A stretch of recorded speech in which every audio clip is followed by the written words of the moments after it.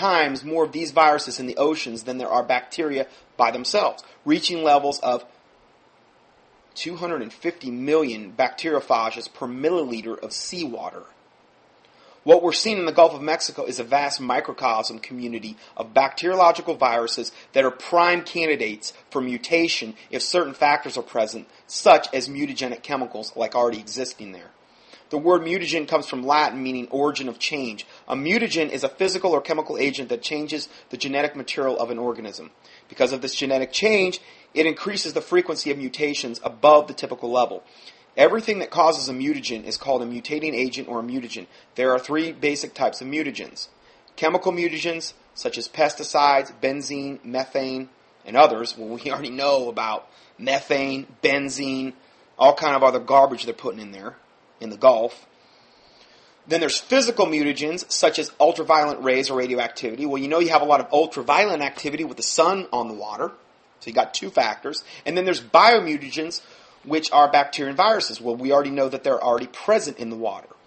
If a bacterial cell containing an integrated viral DNA is exposed to these things, such as UV light, ionizing radiation, or chemical agents that cause mutation, the virus then can become activated. Once activated, the mutated virus replicates, matures, and is then released. Notice in this scenario, all three growth factors for mutagens are present, and these are the exact same conditions that now exist in billions of gallons of seawater in the Gulf. The above clearly outlines what happens when certain chemical compounds, such as those found in Corexit, are introduced to bacteria or viral bacteriophages. The result is a mutated virus that quickly duplicates itself, develops into maturity, and then discharges itself into the environment.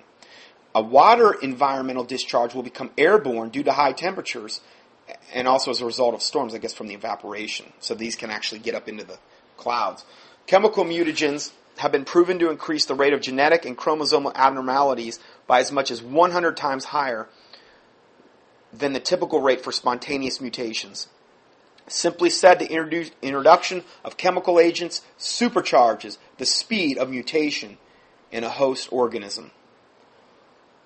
Corexit, in its many various forms, is what the U.S. federal government and U.S. Department of Defense is spraying from boats and aircraft onto the surface of the Gulf of Mexico to disperse the oil.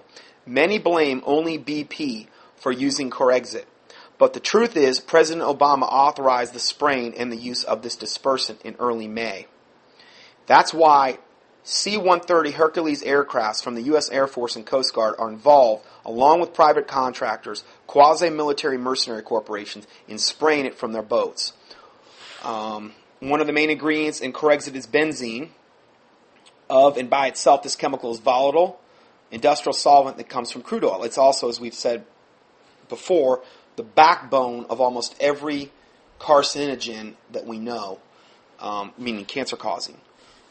So, benzene, short-term exposure can cause death.